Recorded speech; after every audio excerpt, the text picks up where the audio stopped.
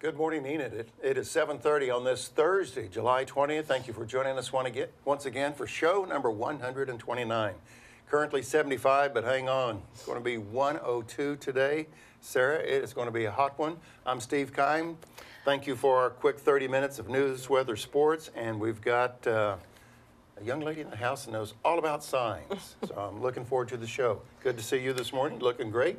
Good to Sharp. see you, Steve. What's the compliment word I should say? I'm not sure. You look good today. Okay. Hello, I'm Sarah DeLangel. We are coming to you live here in Enid in over 14,000 homes and live streaming over the globe via the internet. It's time to rise and shine. Good morning, Enid. You took your line.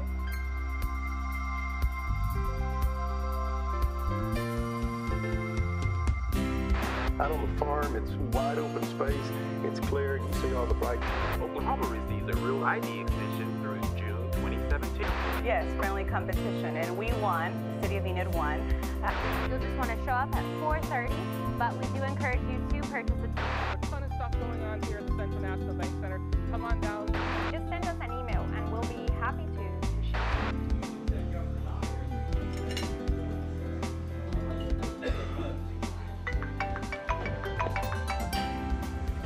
Hello. Hey, Derek. Good morning. Yes, sir. It's Thursday again. You know what that means? Yes, sir. It's time to rise and shine. I'm on my way.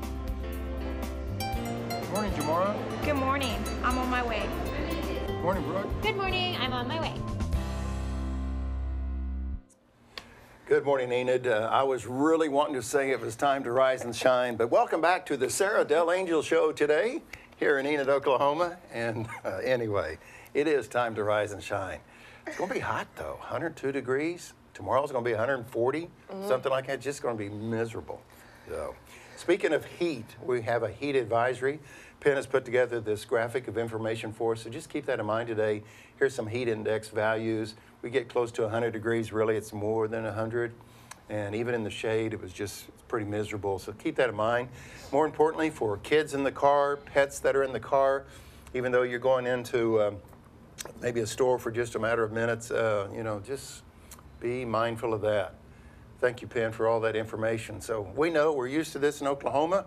It gets hot this time of year, but we just need to be mindful that the heat index really has a lot to do with everything. So that's our heat advisory. Let's look at the statewide temps at 7:32 on this Thursday morning. If you're traveling across the state, looks like the warmest place is Blackwell. And off to our west is 77 at Woodard, as I had an uncle would say. But eastern part of the state, have you been to Coweta? No, I have not. Okay, all right. Well, anyway, it's in the eastern part of the state. Pretty little community. So you can see what the temperatures are across the state. So for the 3-day forecast, what do you plan for you and your family this weekend? Well, I have actually a couple birthday parties this weekend. One of them is going to be a pool party, so I'm thinking it's going to be a little warm. It'd be nice. Like you can see, definitely going to be really warm. A 105 Friday and Saturday, so definitely plan for a hot weekend. Pool party would be appropriate. Yes. So, well, I told everybody last week, Derek was co-host, and because we missed you last week, you went to California, went to the West Coast. What'd you do? I did a lot. In 20 words or less? Oh, I did SeaWorld. I did tons of different things. It was really fun. Definitely really hot out there, too. So I didn't get away from the heat, but it was a lot of fun. Okay, very good. SeaWorld, do you see, do they have the killer whales? Do they still have the whales? Yeah, they do. It's really, right. really fun. All right. We'll talk about not killer whales, but killer news or whatever. It's time for the Oklahoma Minute at 7:34. Again, folks, 102 is the high today, so be prepared for that. To find out what happened with the news overnight, there's one guy that we turn to, and we call him the bow tie guy, and that's Derek Silas with the Oklahoma Minute. Oklahoma received a Real ID extension through June 2017. And Oklahoma natives at country music.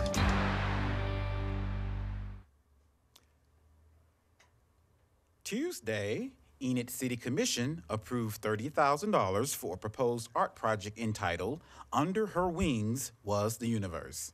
And also Tuesday, Governor Mary Fallin gave the keynote address at the Justice Action Network's Women Unshackled Forum in Washington, D.C., where she praised efforts to reduce female incarceration.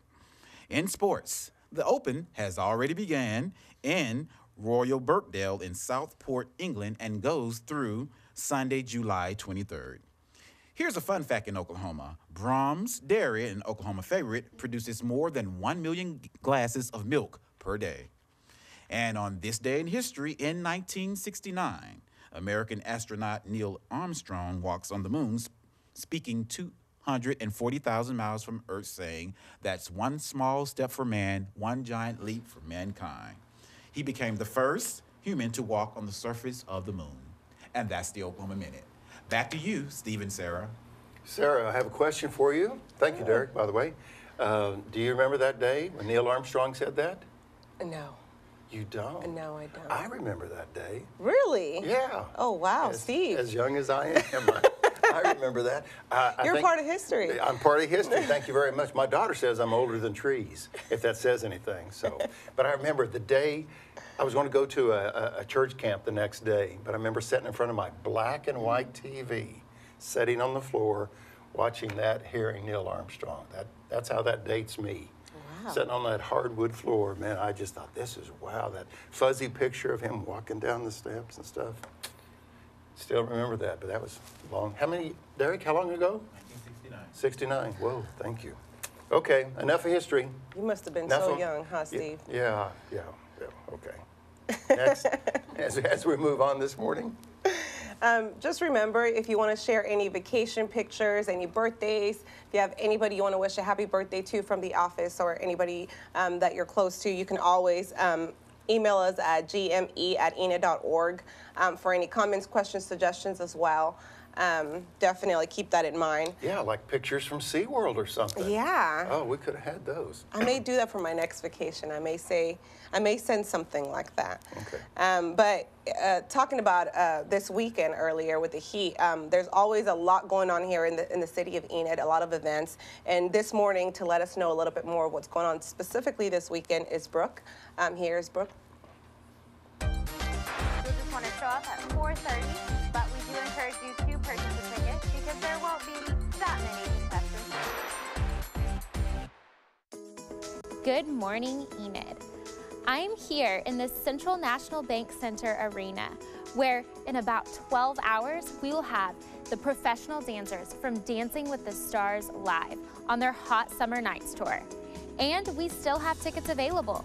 So if you don't have plans tonight, we hope that you'll come here for the Dancing with the Stars live Hot Summer Nights tour, so you can see those professional ballroom dancers, some of the best in the business, right here in your community in Enid. Now, we have Mannheim Steamroller Christmas by Chip Davis. That's on December 7th, but tickets go on sale tomorrow morning at 10 a.m. Tickets definitely went fast last year, so you do want to get them early this year. Now, we will have next week the Garden Bros Circus. And that's on Tuesday, July 25th. We'll have a 4:30 show and a 7:30 show, and tickets do just start at $9.95, but be sure to get your tickets early because the last circus we had really long lines. Now on August 4th, the Oak Ridge Boys with their celebration tour.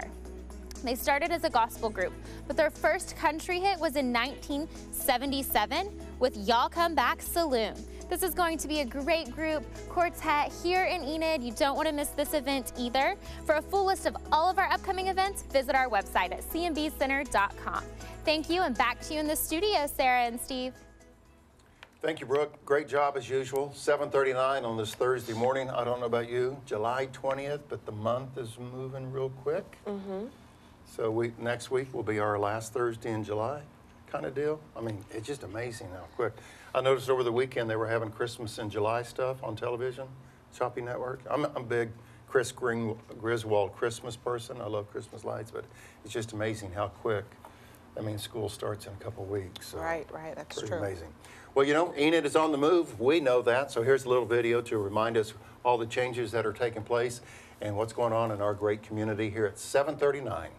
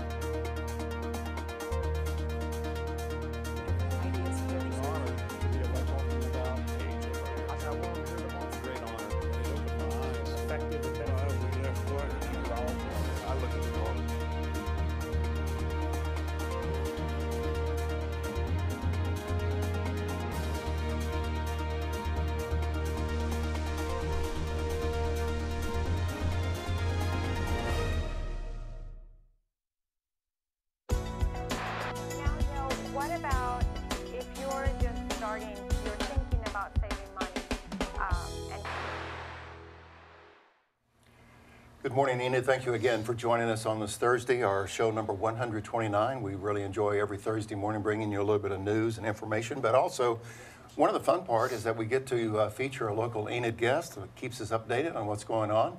And at the round table this morning, we have Lisa Powell. Lisa, good morning. Good morning. Thank you for having me. We really didn't coordinate the blue thing. Yeah, we really didn't. Just for the record, and we'll have that on tape, but I guess it kind of worked. So anyway, thank you for joining us. Not everybody wants to get up and rise and shine. Oh, I got to say my lines again. Oh, okay. But anyway, Lisa, welcome to the round table. And so thanks for being here. Thank you. It's a pleasure. Welcome, Lisa. So I know we're going to be talking about ERDA. Can you tell us a little bit of, or can you tell us what is ERDA? Sure. It's become known as ERDA, but it's actually the Enid Regional Development Alliance. It is the Economic Development Office for Enid, which sometimes throws people off because it doesn't say economic development in the name. But we work to grow the business base in Enid, and we do that primarily through working with existing businesses to make sure that we keep them here and that we grow them here. But then we also get involved in recruiting new business to Enid and helping those that do decide to locate here. And I'll mention that any more business recruitment also involves people recruitment. So we get involved in projects that help inspire people to want to live and locate in Enid. So. Okay. Well, Lisa, your timing is perfect, really, for us here on the show, is because there was a new sign installed around Champlain Park, and I know that ERDA is part of the Enid First team. So you got Enid First, and then signs, economic development, but also there's a term called wayfinding. So let's start at the beginning. Tell us about wayfinding. Wayfinding is a fancy word to just talk about providing directions to people. Remember that, Sarah. Yeah. Fancy word. Fancy word for helping you find your way through town or any other place that you might have signage. And so that's what this project is about. Okay. So why wayfinding in Enid?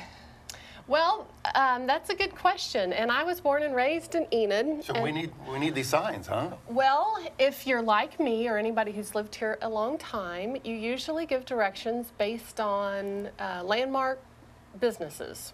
And so I have even referred to the former Newman's store or the, a grocery store or, go find that and then turn. And to visitors or newcomers to town, that's not very helpful. In fact, we have more new people in town than ever. As you've probably reported on, Enid has been growing the last many years.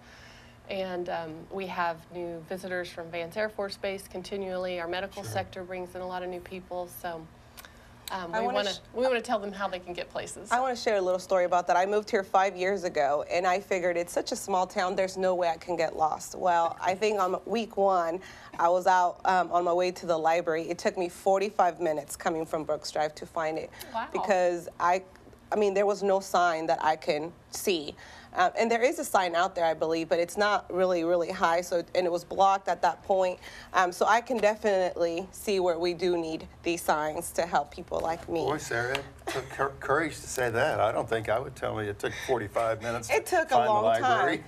I was like, what is going on? I was new. It wouldn't happen again. But I will say, when I did ask for directions, people weren't very...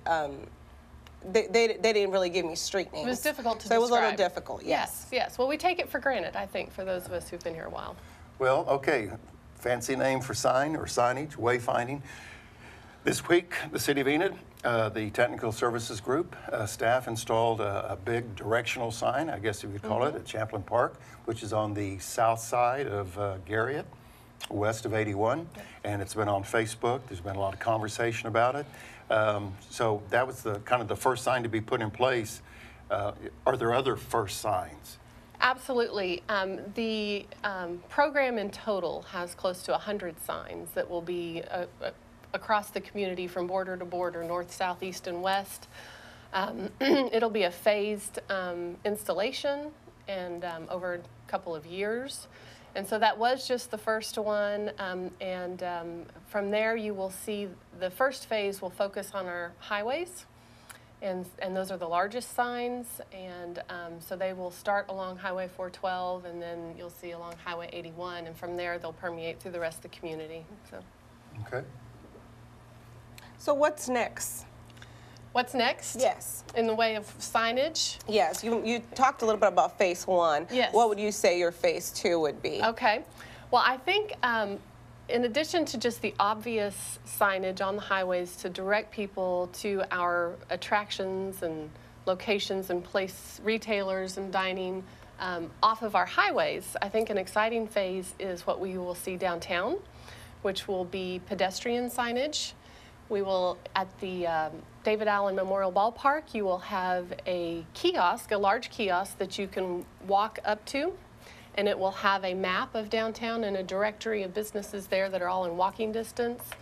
And then throughout downtown, you will have continuing kiosks, not of the size that you would see at David Allen, but that you can, so anybody downtown can identify the places they want to go and know how to get there while they're walking. So I realize, Lisa, that we really should have our eyes on the road and not really looking at signs so much as we're driving down the road, especially at 45 miles per hour or 35 miles per hour. But the other day I was driving east on 412, and it was amazing. I was doing both, left eye on the road, the right eye on the signs on the side of the road, and it was amazing just the number of signs that have probably been there since the land run. But some of these signs that are leaning, but they have been in place, they're faded, you really can't read them anymore. And they've been there forever, but I never did notice them because I'm driving. Right. And I'm sure we would say at an intersection, I go, I didn't remember that sign being there. Well, because we're paying attention to the road before us. So we're adding new signs. To me, that says, well, okay, we're adding more clutter perhaps. So what about the old signs? The ones that are maybe faded, or maybe a sign that doesn't really relate to an area anymore? What's the plan for that? right. Well, now that everyone will become aware of signage, like we have been over the past couple of years working on this project, you will see dozens and dozens of signs that you've never noticed before. And one of the reasons you've never noticed them is because they are probably not appropriately sized for the road and the speed limit on those roads. So, for instance, the highways, especially 412, you know, that has speeds anywhere from 40 up to 65 miles per hour. And so we've worked with a consultant, and there is a serious science behind all of this as to the number of venues you could list on a sign, the size of the font, the type of font, the colors that are allowed, the reflectivity of the sign, the location of the sign, so that they are easily read at the appropriate speed limit. You aren't overwhelmed with too much information, but it gets you to where you need to go. So a lot of our signs, we do have a lot of signs, and so the objective is to remove signs that these will replace instead, and also just review those that are out there and identify any that are outdated. So some I pointed out were some signs to the Norse Center that's up on East Willow, and that center is no longer being used, and so those types of signs can come down. Now, I know Sarah's got one more question for you because I saw the look in her eye. You're starting to remove these signs. So, Sarah? So what happens to these signs? Yeah. Well, on the chance that somebody might have a sentimental attachment to a sign, the other night at City Council, I mentioned the historic downtown Enid sign. It's faded and crooked and too small to read. We will not be disposing of any signs right away that we take down. We will be saving those. Some of them may be more appropriate to be placed someplace where they're more visible, and so we'll look at ways to do that. Yeah. One of the topics this week, Lisa, was kind of the explanation of varsity district and things of that. Explain what that is all about, and where does the terminology come from? So Enid will be divided initially into 3 districts: Varsity District, Downtown District, and West Garriott District. And that was recommended because when you're trying to provide directions to such a large area, it helps to break it up into large chunks. The Varsity District was named that because varsity refers to a former men's club out at Phillips University. And the shopping center out there is referred to as Varsity Square. So that district will include both of our college and university out there, as well as the shopping area. Very good. Well, Fancy word, wayfinding. Remember that, Sarah? Yes, yes. Fancy. I'll be using it. Right. All right. Lisa, our time is up this morning. Thank you for joining us at the round table. If people want to know more about wayfinding, what's next, and things of this nature, is there a site, or do they just keep up with the City of Enid, or Enid First, or what's your recommendation? They can contact the Or Enid ERDA, ERDA. okay. Any of our organizations with Main Street or Chamber or City would have information as well. And you so. see the number on the screen this morning, so. Very good. Lisa Powell is our special guest this morning at the round table. Lisa, thank you very much. You're always a wealth of information, and you just do a great job for the community. You're a great ambassador for the city, and we thank you for joining us. And anything else, Sarah? Are you good? I'm good. Thank you for having me. All right, you bet. It's 7:51, on our way to 102 degrees today, and had the opportunity to go to the driving range the other day. I don't get to play golf that much, but one person we ran into was Michael League at Meadow Lake Golf, and let's see what Michael has to say this morning.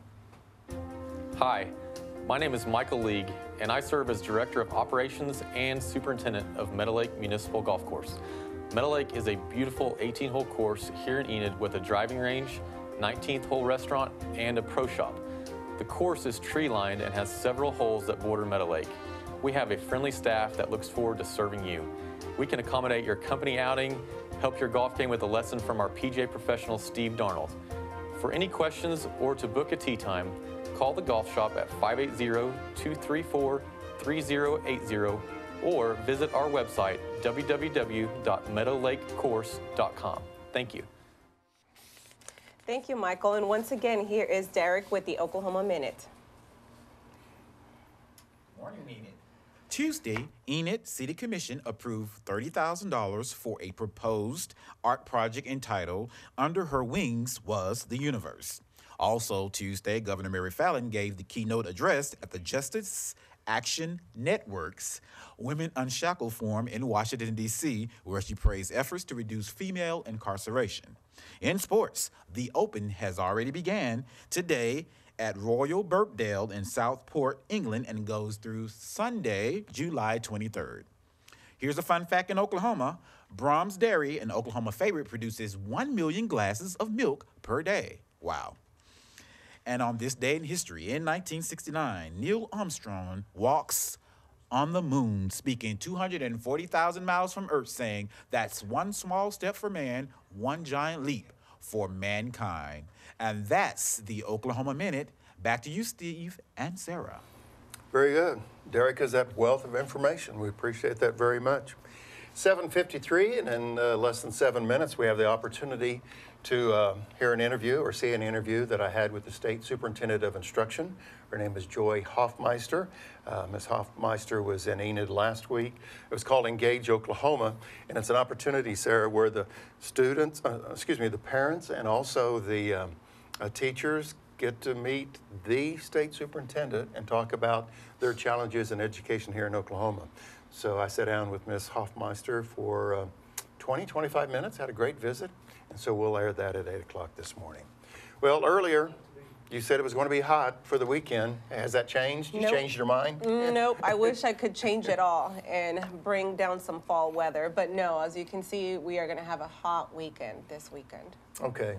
So you probably want to stay indoors or like go to the event center tonight, CNBC Center, because you got Dancing with the Stars. There's air conditioning there, so you want to go to that and stay cool. So let's find out again a little bit more about Dancing with the Stars, Christmas programs. Here's Enid Entertainment with Sarah. Oh, excuse me. It's going to be a hot day today, and it's going to be a hot summer night with Dancing with the Stars Live Hot Summer Nights Tour. Right here on this exact stage in about 12 hours. We're getting set up right now, so we hope to see you tonight. And if you don't have your tickets, there still are some available. Tomorrow morning, Mannheim Steamroller by Christmas by Chip Davis goes on sale at 10 a.m. That event is on Thursday, December 7th. And 2 years ago, this event sold very quickly, so you want to be sure to get your tickets. Now, next week, we have on Tuesday, July 25th, the Garden Bros Circus with a 4:30 show and a 7:30 show. And tickets start at just $9.95. So hope to see you here, and be sure to get your tickets early because there will be a line outside. Back to you in the studio, Sarah and Steve. Okay. Thank you very much. Now, I said back to, what's your name again? Thank you, Brooke. You called me Leroy earlier this morning, didn't you? Well, okay, you would think we would know who was what, but anyway. So that was Brooke, not Sarah. So Brooke does a great job for us. Water conservation effort.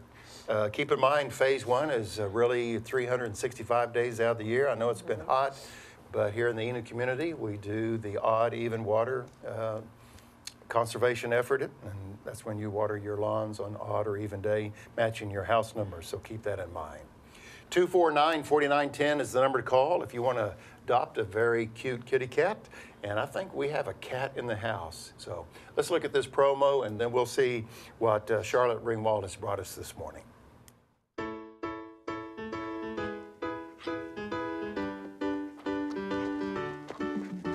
Hi, I'm Charlotte, and this is Russell. Russell's looking for a new home.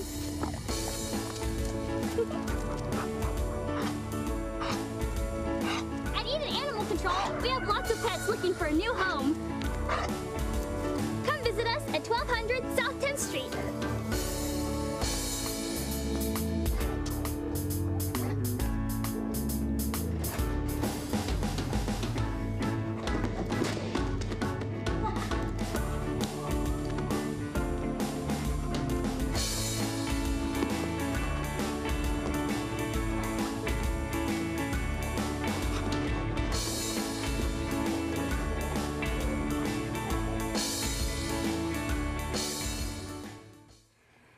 Well, we changed, good morning, Enid. We changed things up for a little bit. Look at this tiger striped yellow cat that just, I found a special spot and said, can you rub a little bit more? Charlotte Ringwald's with us from Animal Control. Charlotte, good morning. Good morning. And Sarah, who do we have here today? Steve, this is Jack. He is orange and yellow in color. As you can see, he's a male. He's 8 months. He does not have his shots and it's not fixed, but to adopt, it's $30 and we would take care of that for you. He'd be, it would cover his rabies shots and he'd be neutered.